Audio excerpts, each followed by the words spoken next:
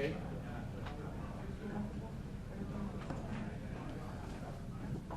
Well, I guess I would just ask you to kind of give the takeaway message to families. You know, we spent lunch yesterday talking about, you know, we need to get more students in the pipeline, we need to access affordability. But how do you counter that against, we have to raise tuition? And, oh, by the way, we're going to issue, you know, possibly up to $300 million in debt. I guess what's the takeaway for families when they hear all of these mixed messages? Oh, I don't think it's mixed messages at all. I think we're very consistent saying that as the University of Missouri's mission, it's to provide an accessible and affordable pathway for students in the state of Missouri. And I think we have led the way in the past 2 years by keeping tuition flat for in-state undergraduate students and therefore families. So I think that has been leading the way on that front, and you know, those are discussions that we helped initiate. So we didn't wait for someone to ask us to go do that.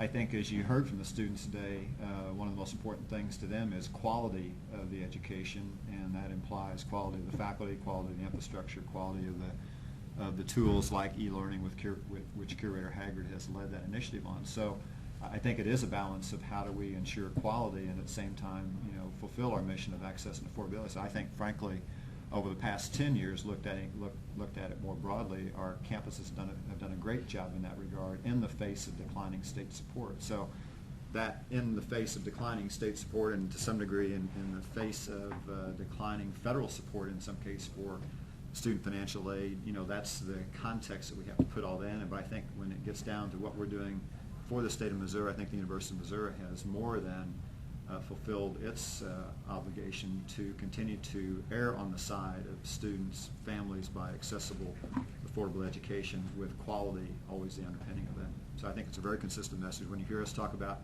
infrastructure, you heard us again in the paradigm of how do we initiate that. We didn't wait for someone to remind us that we have an obligation to provide the best facilities possible. We've tried to initiate very creative ways. We've had capital project forums now on 2 of our 4 campuses to help, again, get creativity from developers and financial institutions to figure out how to get buildings built. You heard yesterday, while we sized a potential $300 million bond issue, we yet don't have figured out, can we find a revenue stream as opposed to taking away from existing revenue streams. Obviously, you heard my concern expressed that if we can't figure out how to do that, then we likely won't be able to bring some of those projects forward. It's much easier for those that have a revenue stream, a parking garage or a student dining or student housing. Those, given the current rates, I don't think the board or any of us will have any problem with those that have that historical revenue stream associated with. The ones that will be a challenge are those that don't have, like the pure academic buildings, Benton Stadler, the chemical engineering building at Rolla and so forth. Those will be more problematic, and yet again will require us to be creative in our thinking as opposed to just saying, well, it's too hard and therefore let's don't address that. We know, and even though Jack Carney talked about one of our laboratories being best in the country, we know that generally speaking some of our basic laboratories aren't up to speed. Some high schools may have better, and at UMSL, for example, we've got a deplorable chemistry laboratory at UMSL. Many high schools in St. Louis probably have better chemistry laboratories than our UMSL chemistry department is, and that's not right, and that needs to be addressed. Hi, I'm Josh Brony from Sure, the Josh. Rotarian. Do you have any preliminary thoughts about the Moser suggestion yesterday with the retirement plans? I think yesterday was an opportunity for curators to get on the table ideas or perspectives they had. So I think it'd be way premature for me to say a good idea or bad idea. Yeah, I was just wondering if there were any thoughts that... No, we do know that the cost of the Mosers plan is significantly higher than our cost. What is not known, whether if they were simply to take over the supervision of our plan, does our cost go to their cost, or does our cost stay what ours is? So those are questions that I haven't spent any time on that issue previously. So that'll be a new learning opportunity for me as well. Okay. And do you think it will come up again then next month? Oh, we will. will bring it up. Okay. We obviously boarded the questions that came yesterday from curators, and we'll go through as best we can and provide answers and framework for that.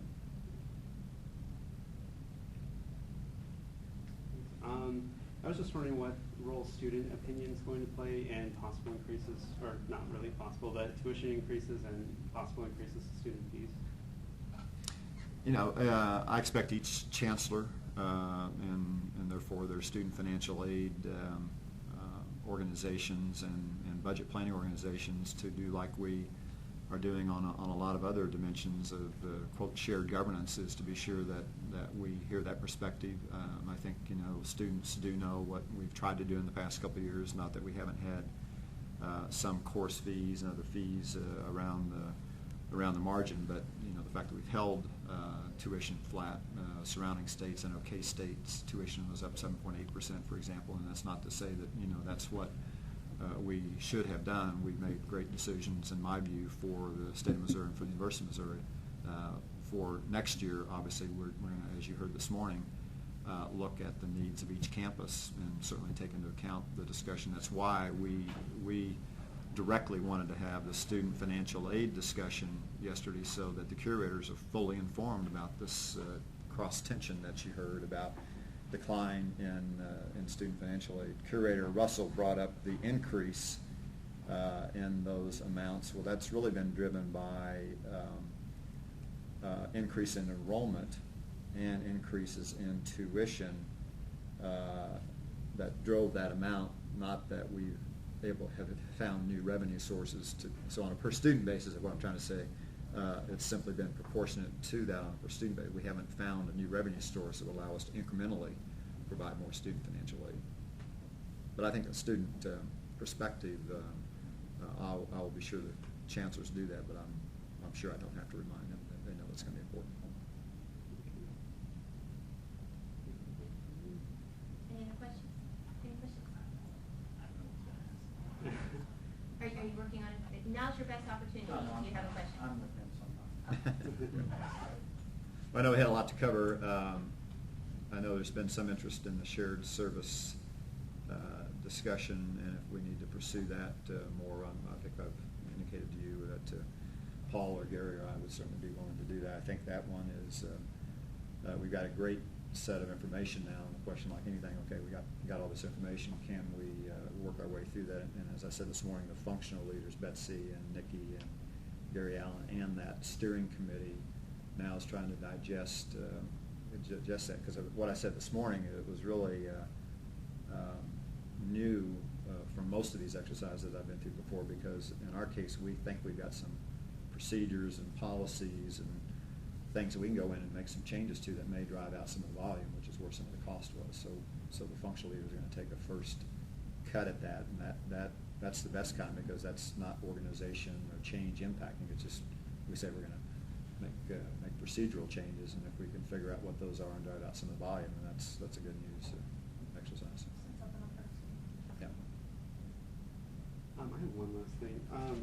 In preparation for budget cuts in the future, the individual university campuses are doing things with departments, colleges, discussing what they can do to reduce their operating budgets. But is there anything system-wide that's been discussed, or anything that's going to come up in the future to brace for possible cuts? Well, this is very collaborative. We talk about this at every of my Monday morning staff meetings, and we talk about it at every one of my general officers meetings. So we have been at this now for coming up on 3 years. So I hate to put it in the mode of it's now a part of the routine and rhythm that we're doing, but the fact of the matter is our budgeting processes and the collaboration with the faculty councils on each campus and staff councils and those whole budget processes on the campuses are now pretty integrated into the task at hand, and we know where that's headed, at least preliminarily in terms of the state's budget. So we're planning as if we know that number's in that 10% range, and if it's less than that, then obviously we will have planned accordingly. If it's more than that, then we'll continue to have work to do. So there's, I think, the issues we took on a couple of years ago of discipline around general cost savings, travel, those things, the general, every position that's open, look at that very carefully before you fill the position. I mean, that discipline, if you will, control has kind of stayed in place, and that's helped us, as you heard this morning, kind of stay a bit ahead of some of this. And each campus is a little bit different because of their size and makeup. I think you saw this morning the real unique mission of each of our campuses when Tom George talked about his disproportionate, if you remember that chart, seniors versus the drive of a UMKC to get more freshmen, and the freshman increase. Well, that's the nature of the average age at the UMSL campus, 27 and a half years, almost 28 years. So they're transferring in, and not a lot of opportunities at UMSL because of the makeup of that campus and the mission of that campus to recruit new freshmen. Yet that's obviously part of the paradigm that could work. So I think you saw this morning how different each of our 4 campuses are, and therefore some of the response to budget and recruitment and how they will particularly solve that. There are things that we do collectively, and then things that we task them to do directly based on their unique mission.